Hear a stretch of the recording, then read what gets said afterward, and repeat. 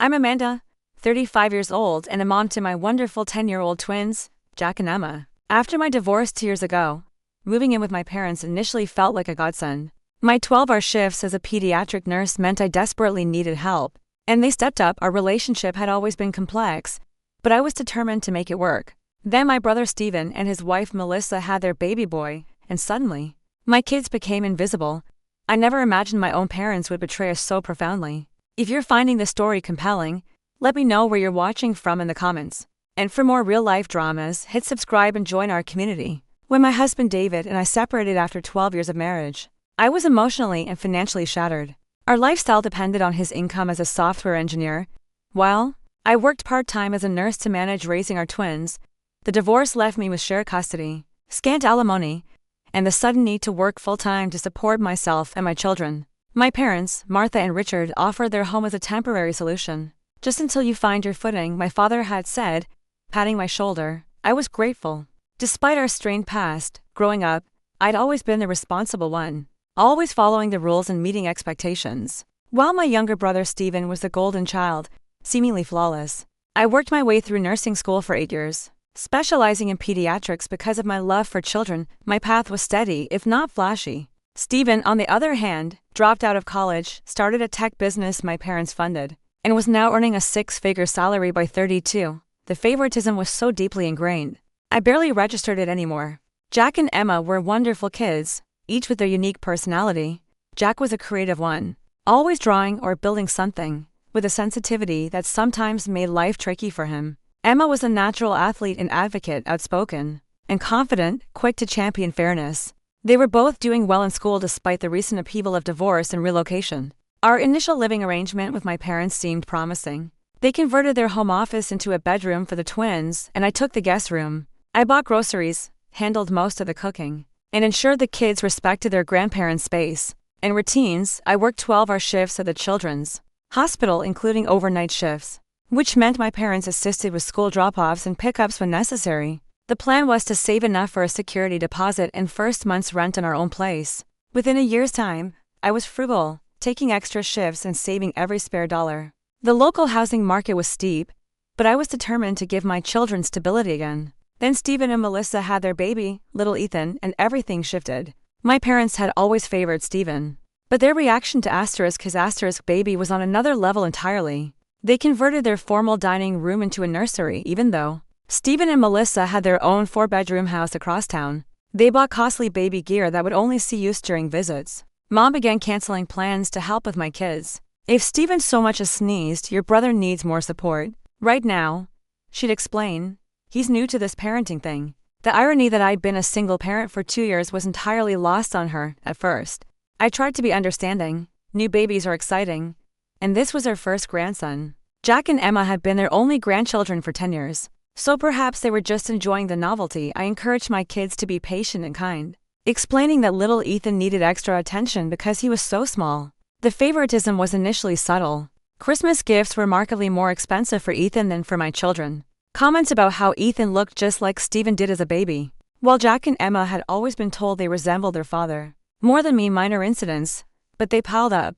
I tried to compensate by carving out special time just for us. We go to the park on my days off or have movie nights in my room. I started a savings chart on my bathroom wall, tracking our progress toward getting our own place. Just a few more months, I promise we'll have our own place by Christmas. But as spring turned to summer, the household tension escalated. My parents grew more critical of my parenting decisions, from what I fed the twins to their bedtimes to how much screen time they were allowed. Steven and Melissa, meanwhile, remained infallible with Ethan. Even when they'd arrive hours late for family dinners or cancel plans at the 11th hour, I was walking a tightrope, trying to shield my children from the blatant favoritism while simultaneously maintaining household peace. I needed my parents' help. After all, I couldn't afford childcare *and save for our move. By late summer, my savings account was steadily growing. I had calculated that by November, I would have enough for a modest 2-bedroom apartment. Just 3 more months of patience, I told myself. 3 more months of holding my tongue and reminding my children that we were guests in their grandparents' home. 3 more months of watching my parents dote on Ethan while barely registering Jack and Emma's accomplishments. I had no idea how much worse things would become before those 3 months were up. The situation dramatically escalated in September when Stephen called a family meeting. He and Melissa sat at my parents' kitchen table with baby Ethan, wearing an outfit that likely cost more than my weekly grocery bill. "We've got some exciting news," Stephen announced, addressing our parents, not me. "We're finally undertaking that major renovation on our house. The one we've been talking about for ages." My mother clapped her hands together. "That's wonderful, sweetie. The thing is," Melissa continued, bouncing Ethan on her lap, "we'll need somewhere to stay during the construction. It should only take 6 to 8 weeks. Before I could even process the words, my father was enthusiastically nodding. "You'll stay here." "Of course, we've got plenty of space," I cleared my throat. "Actually, space is already tight with 5 of us." I gestured to myself, the twins, and my parents. My mother gave me a sharp look. "Family helps family, Amanda. It's only temporary." And just like that, the decision was final. My feelings were irrelevant. No one considered the impact on Jack and Emma. No one acknowledged that I had been told the same thing about our temporary stay, which was nearing the 2-year mark. Stephen and Melissa moved in the next weekend. My father helped them set up a pack-and-play for Ethan in their room, though he had never offered to help assemble the twins' beds when **we* moved in. My mother cleared an entire closet for Melissa's wardrobe, while my own belongings had stayed in suitcases for months before I finally bought a small dresser. The changes were instant and jarring. Suddenly, Jack and Emma were constantly told to quiet down because Ethan is napping. Their toys, confined to their bedroom in a small living room corner, were deemed clutter and repeatedly boxed up. The television, which they had been allowed to watch for an hour after school, was always tuned to Melissa's preferred shows. When I came home from a long shift one evening, I found Emma alone on the back porch, visibly upset. "What's wrong, honey?" I asked, sitting beside her. "Grandma said I was too loud with my jump rope in the yard," she sniffled. But Ethan wasn't even sleeping. He was in the living room with Aunt Melissa. She just didn't want to hear me counting my jumps. That same week, Jack came home from school excited about an art project he'd been working on. He had been chosen to represent his class in a district-wide exhibition. When he tried to show my mother, she waved him off. "Not now, Jack. I'm helping Melissa pick out curtains for their house."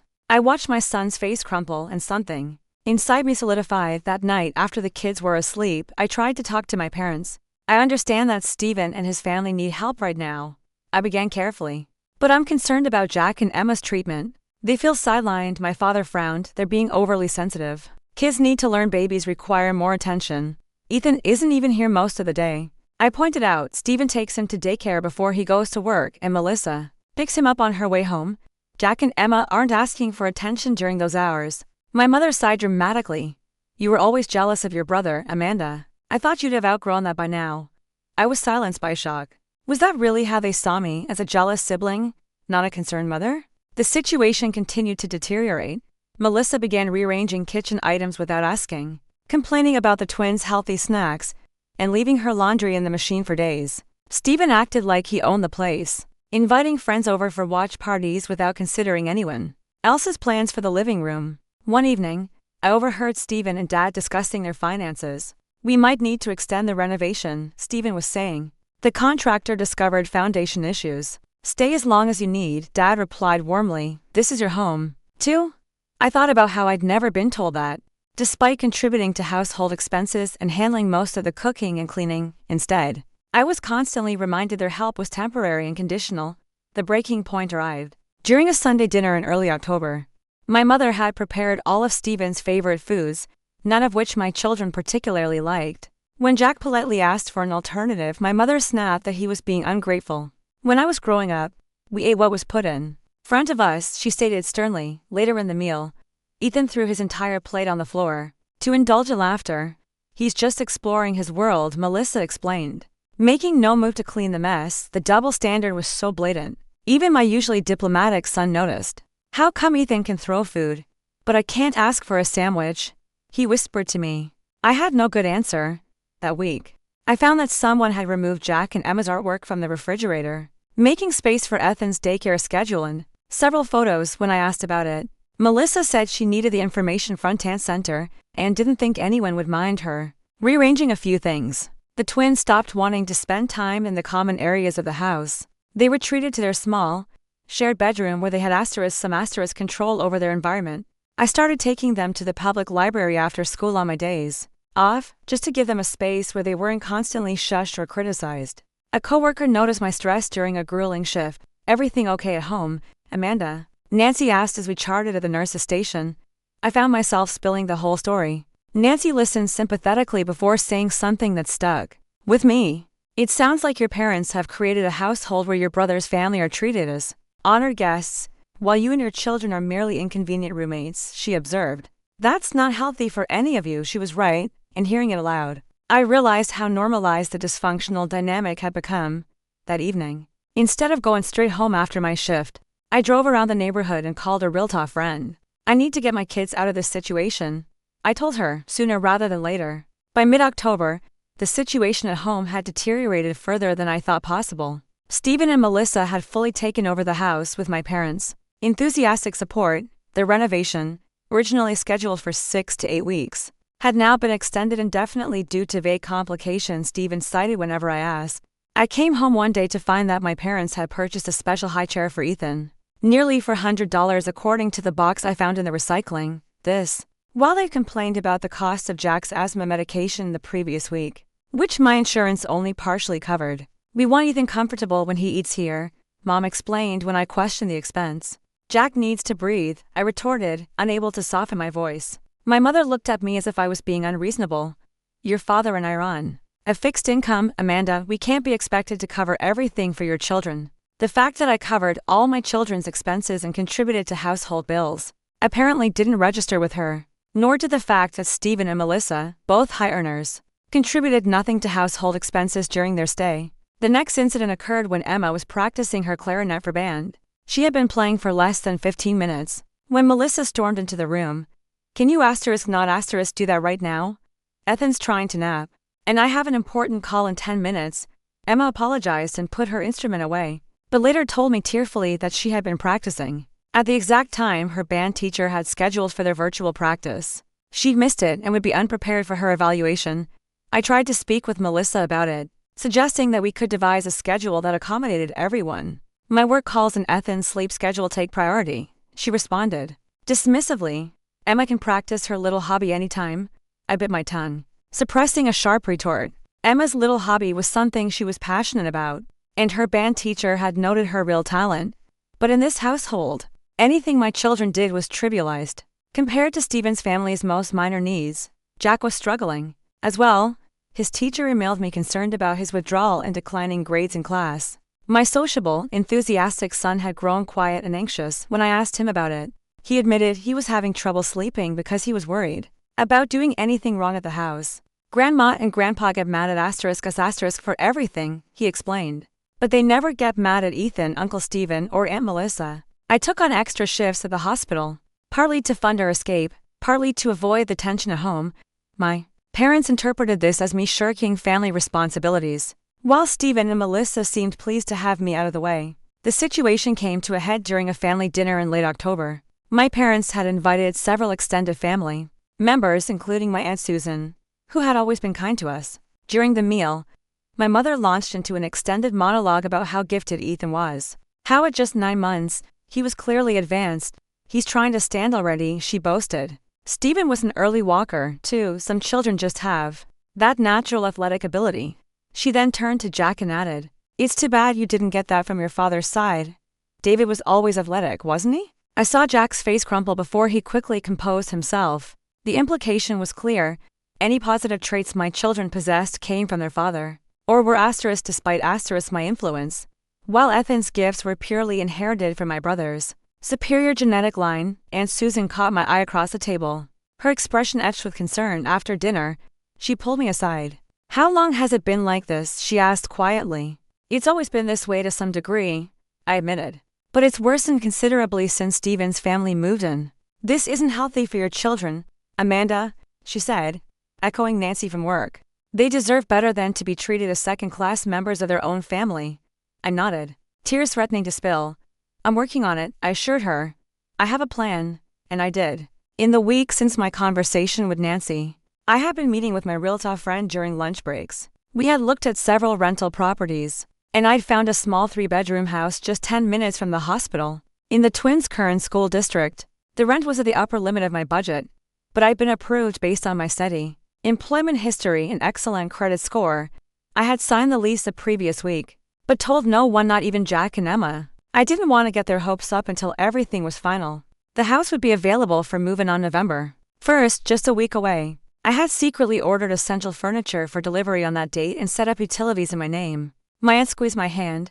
"Let me know if you need anything," she said. I've been concerned about this situation for some time. Her support meant more than she could know. I had begun to question my perceptions, wondering if I was overly sensitive or jealous as my parents suggested. Having outside confirmation that the situation was as bad as I thought gave me the final push of confidence. The next morning, I overheard Stephen and Dad discussing more permanent arrangements. "The contractor says it could be another 3 months, Stephen was saying, "and honestly, with the baby, it might make more sense to just stay through the holidays. You know, you're always welcome." Dad replied warmly, "This is your home." I wondered if either of them remembered that. I'd been told my stay was temporary, that I was expected to find my own place as quickly as possible. The double standard was so glaring it would have been laughable if it wasn't breaking my children's hearts. That evening, I took the twins out for ice cream after dinner, a rare weekday treat.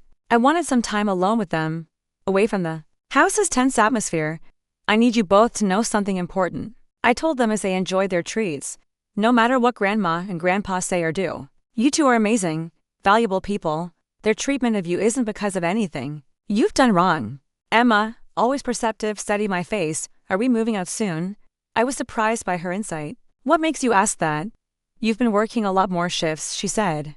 "And you seem different lately, less sad, more determined." Out of the mouths of babes, my daughter had seen the change in me before I had fully acknowledged it myself. "Just keep being your wonderful selves a little longer," I told them, not quite ready to reveal my plan. "Can you do that for me?" They both nodded, and I saw a flicker of hope in their eyes. Missing for too long, when we returned home, Melissa was loudly complaining about the twins' backpacks in the hallway despite Ethan's stroller, diaper bag, and various toys being scattered throughout the common areas. "Children need to learn to pick up after themselves," she lectured, as if she were the parenting expert and I novice. I smiled tightly and helped the kids move their belongings, reminding myself that we only had to endure this a few more days. I had no idea that the situation was about to explode, forcing my hand even sooner. The following Tuesday, I was scheduled for a 12-hour shift at the hospital. It was a particularly busy day in the pediatric ward with 3 new admissions, and a staff shortage meant I was covering more patients than usual.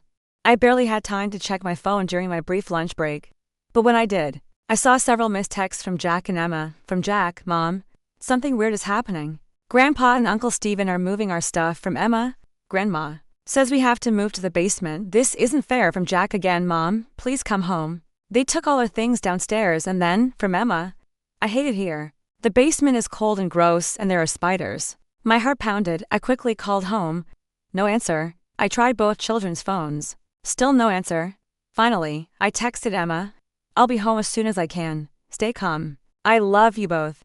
I spoke with my supervisor, explaining the family emergency. She was understanding, ranging coverage for my remaining 4 hours. Even so, it took another hour to hand off my patients and complete critical documentation before I could leave. The drive home was the longest 20 minutes of my life. My mind raced with possibilities, none of them good. Had my parents really moved my children to the basement, the unfinished, poorly insulated basement, prone to occasional water seepage during heavy rain? When I pulled into the driveway, I took a deep breath, trying to compose myself before going inside. I needed to assess the situation clearly before reacting. The scene inside confirmed my worst fears. Jack and Emma sat huddled together on the living room couch, both with red-rimmed eyes. My mother was in the kitchen with Melissa, both sipping tea as if nothing extraordinary had occurred. Stephen and Dad were nowhere to be seen. "What's going on?" I asked, moving straight to my children. Emma jumped up, throwing her arms around me. "They moved all our stuff to the basement without asking. They said we don't deserve the good rooms upstairs." Jack nodded miserably. "Grandpa said Uncle Stephen's family needs more space, because they're more important right now." I hugged them, both tightly, my anger building, but kept my voice calm for their sake. "Let me talk to Grandma and see what's happening." In the kitchen, my mother barely looked up as I entered. "You're home early," she observed. "Why are my children's belongings in the basement?" I asked directly. Melissa sipped her tea. "We needed to make some adjustments to the living arrangements. Stephen and I need a nursery for Ethan, plus space for my home office now that my company's gone remote." "So, you decided to move Jack and Emma to the unfinished basement without discussing it with me first?" My voice was deadly quiet. My mother finally met my eyes. "It was the logical solution. The children are older and can adapt more easily than a baby. Besides, our other grandson deserves the best rooms. He's here all day while your children are at school. The casual cruelty of her statement took my breath away. My children deserve a safe, comfortable space just as much as Ethan. Don't be so dramatic. Amanda, my mother dismissed. The basement is perfectly fine. We put their beds down there and everything. The basement has mold in one corner. Gets freezing cold at night and the ceiling is unfinished, I pointed out, not to mention there's only one small window that doesn't even open properly. They'll manage, my mother said with finality. Family means making sacrifices. Apparently in her mind, family meant my children should sacrifice, never Stephen's. At that moment, my father and brother entered through the back door. Oh, good, you're home. Dad said, spotting me. We've made some changes we need to discuss. Yes, I can see that. I replied, fighting to keep my tone level. You moved my children's belongings to the basement without my permission. Stephen shrugged. We need the space upstairs. Ethan's getting more mobile and needs room to develop properly. Plus, Melissa needs a quiet space for her work calls, and my children need a safe, appropriate bedroom, I countered. The basement is fine, Dad said dismissively. I put in some extra lights and laid down some old carpet scraps. They should be grateful they have a place to stay at all. I stared at him, truly seeing him for the first time. This man who had raised me, who I'd spent years trying to please, had just revealed exactly how little he valued me. And my children. Jack has asthma. I reminded them, the basement is damp and has visible mold. It could trigger a serious attack. You're overreacting as usual, Stephen said with an eye roll. Kids are resilient. Melissa and I grew up in much worse conditions, didn't we, honey? Melissa nodded in agreement. Though I happened to know she'd grown up in a 5-bedroom house in an affluent suburb, I looked around at the 4 adults who had made this decision. None of them showed a hint of remorse or understanding. To them, this was perfectly reasonable.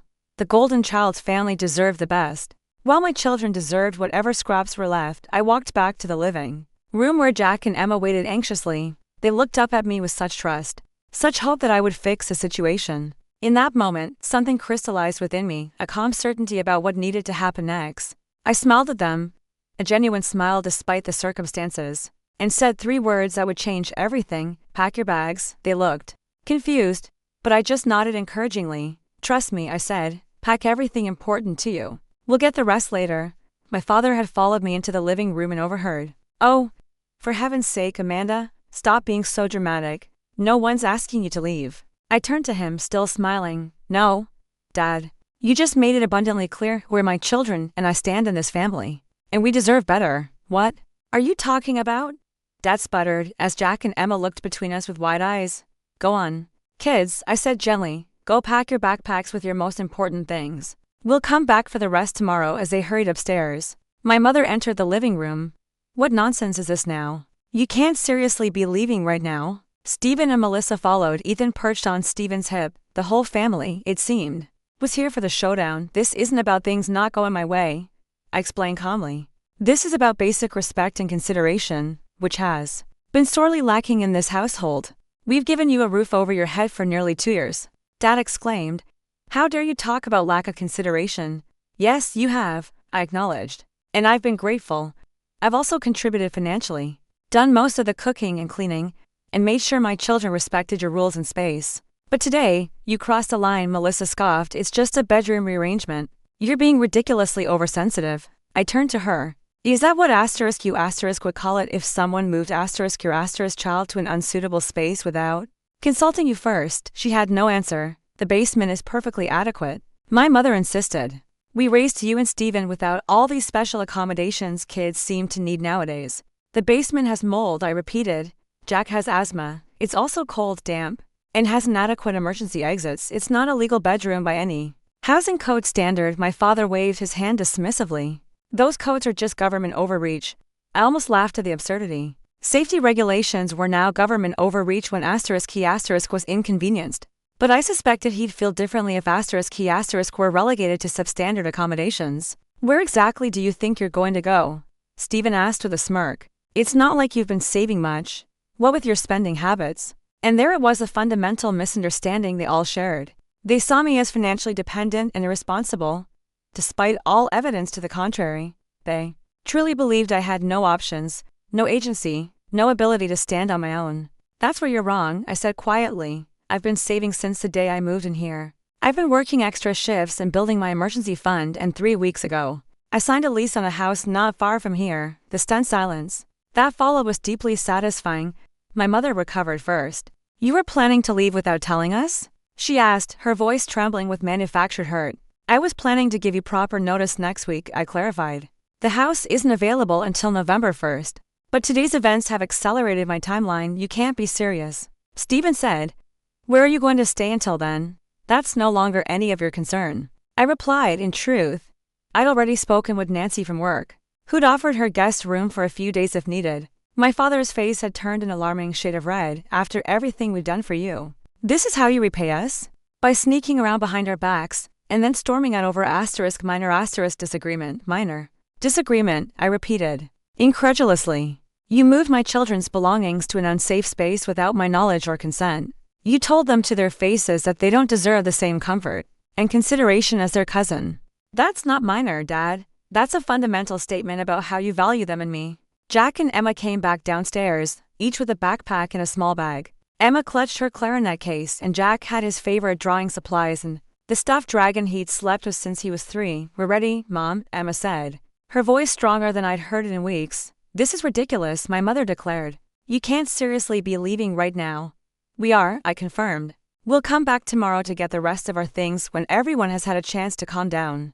If you walk out that door, don't expect to be welcomed back with open arms," Dad threatened. I looked at him sadly. I stopped expecting that a long time ago. "Dad," Stephen stepped forward, suddenly realizing this was real. "Come on, sis. Let's talk about this rationally. There's no need to make a scene in front of the kids. My children have already been shown exactly where they stand in this family's hierarchy." I responded. "There's nothing more to discuss tonight."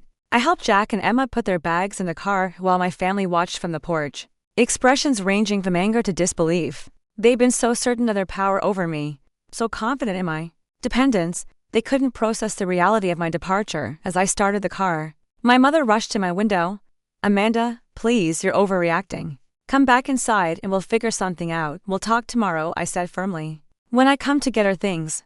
"But where will you go?" she asked, genuine concern finally breaking through her indignation. "Somewhere where my children are valued," I answered simply, and drove away. In the rearview mirror, I could see Jack and Emma looking back at the house that had been our home for nearly 2 years, not with sadness, I realized, but with relief. "Are we really moving to our own house?" Jack asked cautiously. "Almost," I told him. "We have a house waiting for us. But we can't move in until next week. Tonight, we're going to stay with my friend Nancy from work." "Is it because of what Grandpa and Grandma did?" Emma asked. I chose my words carefully. "It's because we deserve to live somewhere where everyone is treated with respect and kindness.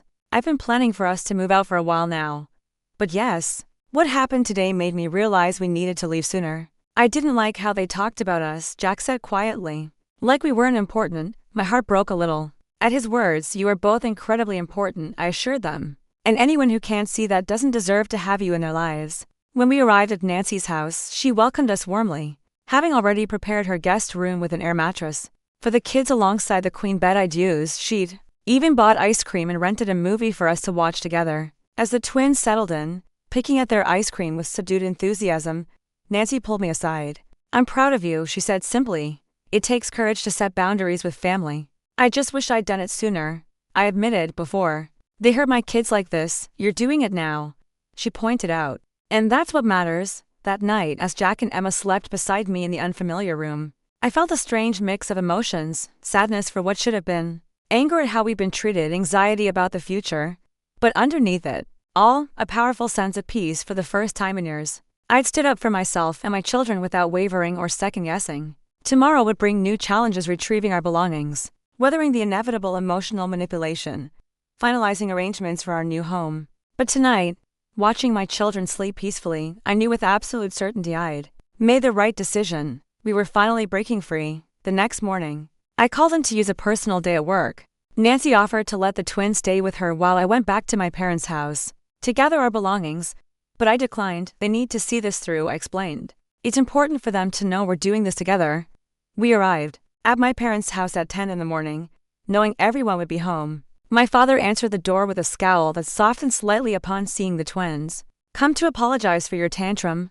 he asked. "No," I replied evenly. "We've come to get our things." His face hardened again. Your mother's been upset all night because of your dramatic exit. I'm sorry she's upset, I said.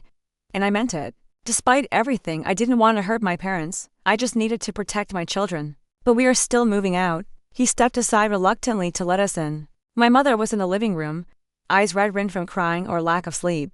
Stephen and Melissa were conspicuously absent. Where are Stephen and Melissa? I asked. They took Ethan to the park, my mother replied.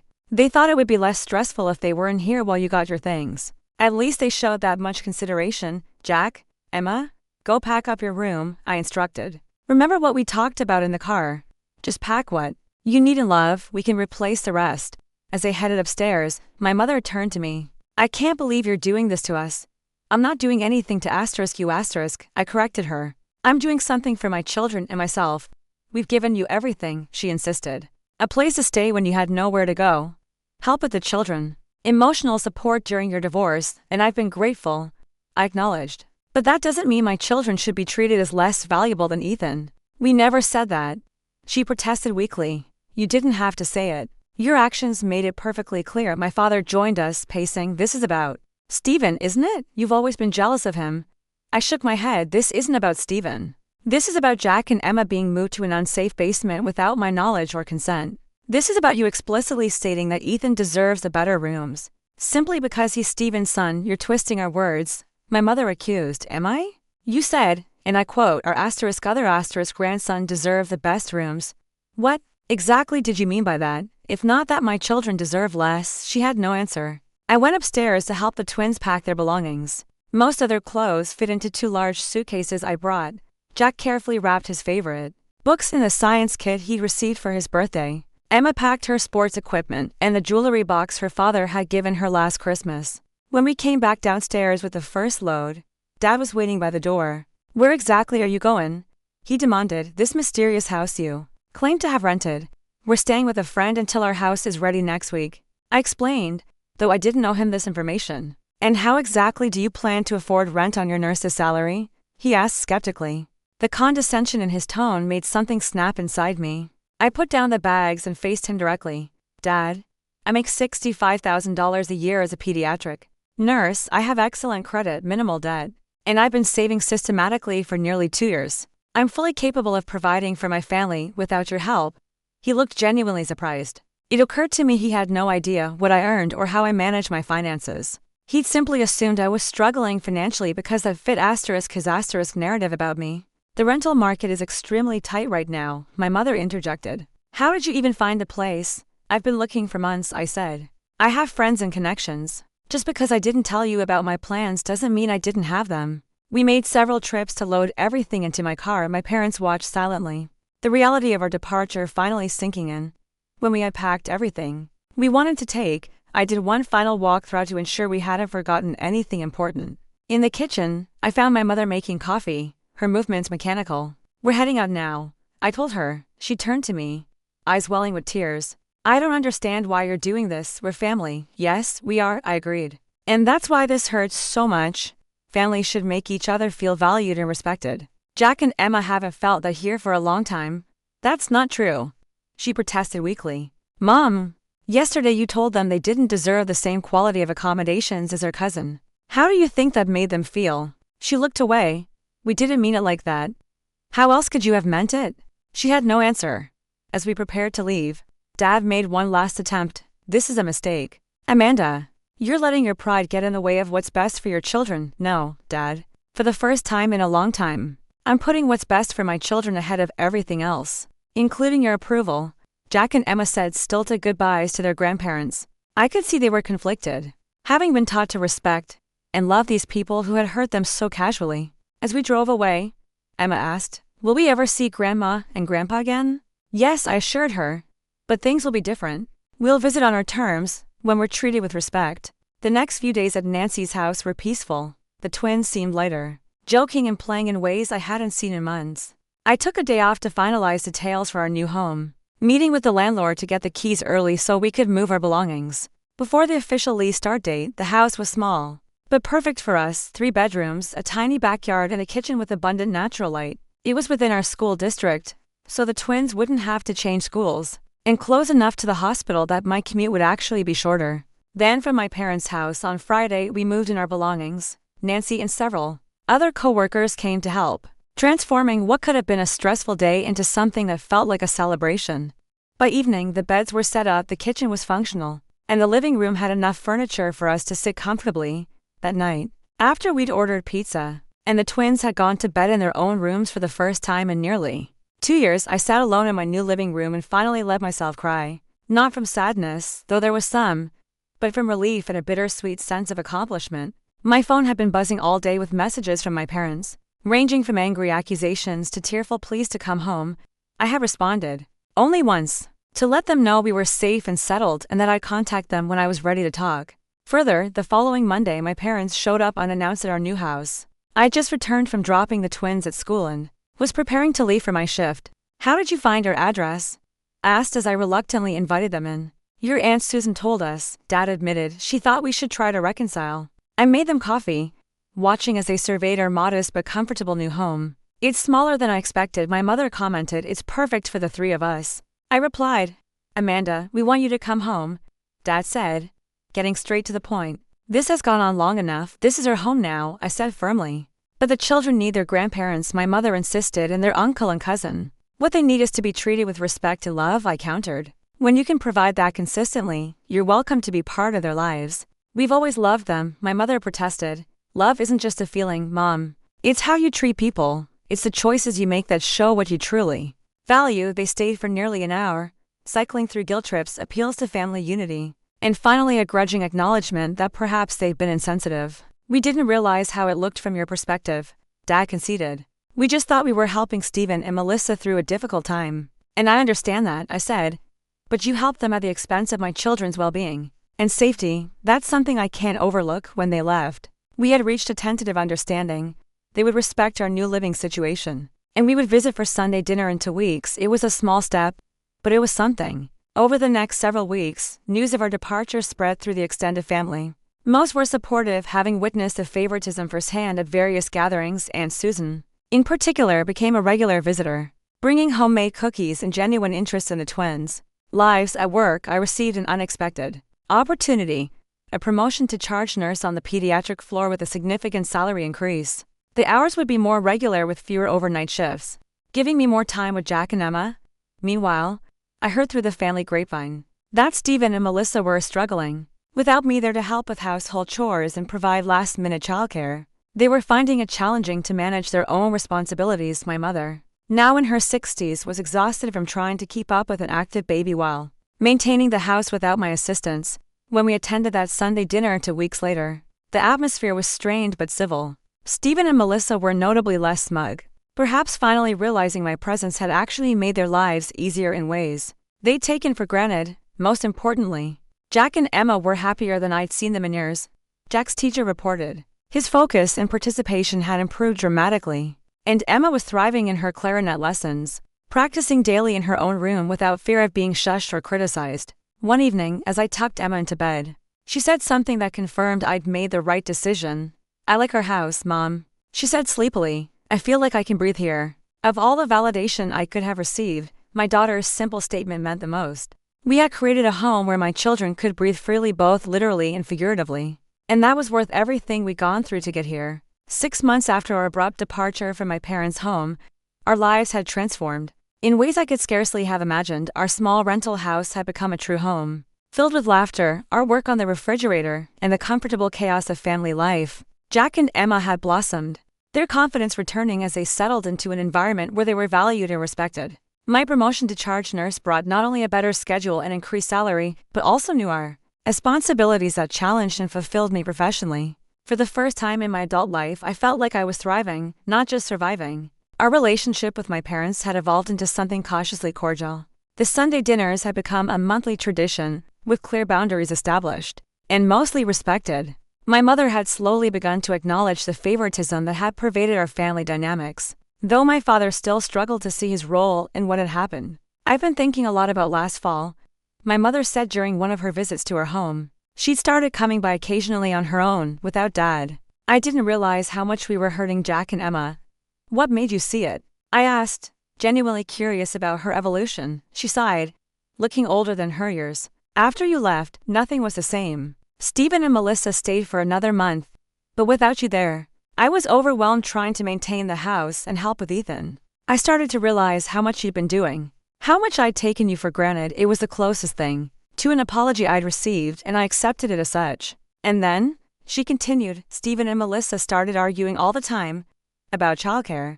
About the renovation that never seemed to end, about money. They moved back to their house before Christmas, even though the work wasn't finished. I wasn't surprised. Stephen and Melissa had always presented a united front in public, but I'd glimpsed cracks in their relationship. Without the buffer of my parents' constant approval and my practical support, those cracks had apparently widened. How are they doing now? I asked, more out of politeness than genuine concern. They're in couples counseling, my mother admitted. Your father thinks it's nonsense, but I think it might help them. Melissa went back to work full-time, and they're struggling with the childcare arrangements. I nodded, feeling a twinge of sympathy despite everything. Parenting was challenging under the best circumstances, and their relationship had never seemed built on the strongest foundation.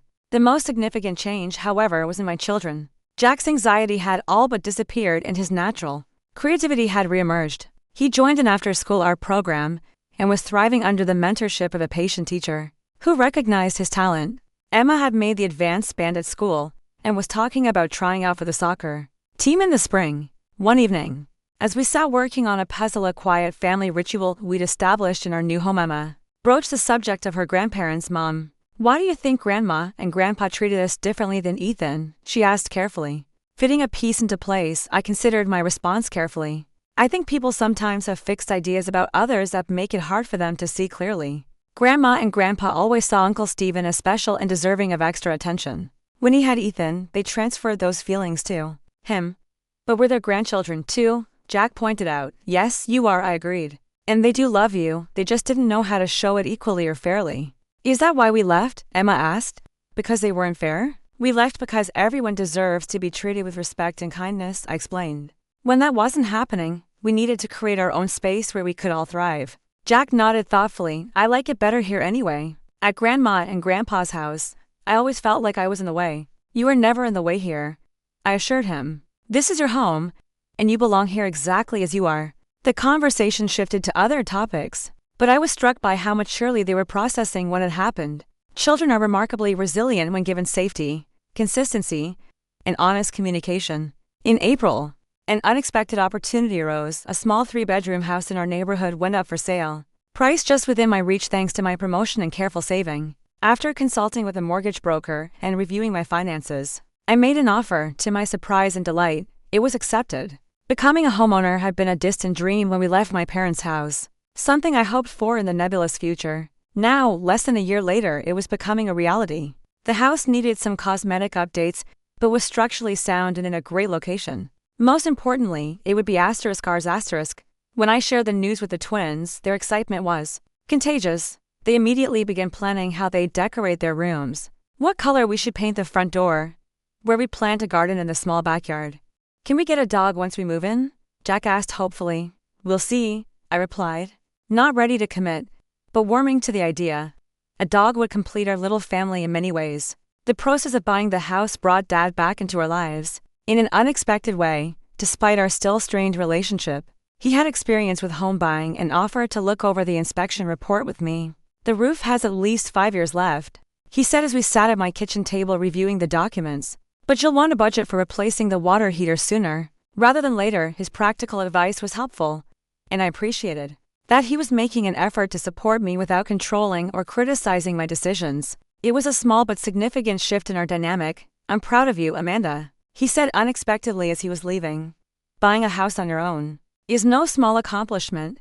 The words I longed to hear for most of my life caught me off guard. Thank you, Dad, I managed to reply.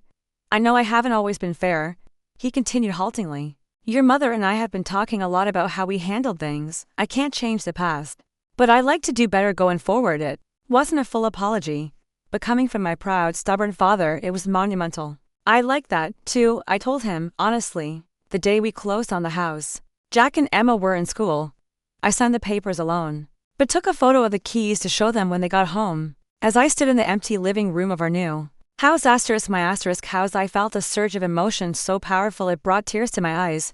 2 years ago, I'd been a newly divorced mother, uncertain about my future and dependent on my parents' conditional support. Now, I was a homeowner advancing in my career, and most importantly, providing my children with the stable, loving home they deserved. The journey had been painful at times, forcing me to confront hard truths about my family and myself. I had to learn that setting boundaries wasn't selfish but necessary. That standing up for my children sometimes meant walking away from toxic situations, and that my worth wasn't determined by others' perceptions. We moved into our new home on a sunny Saturday in May with help from friends, colleagues, and yes, even my parents. The atmosphere was celebratory as we arranged furniture, unpacked boxes, and ordered pizza for everyone who had helped. By evening, when only my parents remained, we sat together on my new back porch, watching Jack and Emma explore the yard. "This is a good home," my mother said quietly. "You've done well, Amanda." "Thank you," I replied, accepting the compliment without qualification or doubt. As the sun set on our first day in our new home, I reflected on the journey that had brought us here. The pain of that October day, when my children had been deemed less worthy than their cousin, had transformed into the catalyst for positive change. Sometimes, the greatest betrayals lead to the most necessary departures. What it seemed like an ending the day we packed our bags and left my parents' house had actually been a beginning of self-respect, true independence, and showing my children what it meant to stand up for yourself and for those you love. Family, I had learned, wasn't just about blood or obligation. It was about mutual respect, consistent kindness, and the choice to value each person for who they truly were. My children and I had created our own family unit, strong and supportive, and we had opened our circle to include those who treated us with the dignity we deserved. As I tucked the twins into bed that night in their very own rooms in our very own house, I felt a deep sense of peace. We had come through the storm and found ourselves on solid ground at last. Have you ever had to make a difficult decision to protect your family's well-being? I'd love to hear your stories in the comments below. If this resonated with you, please give this video a thumbs up and subscribe for more real-life stories of overcoming family challenges. Remember, sometimes the bravest thing you can do is pack your bags and create the life you and your children deserve. Thank you for listening, and may you always find the courage to stand up for what's right, especially when it's difficult.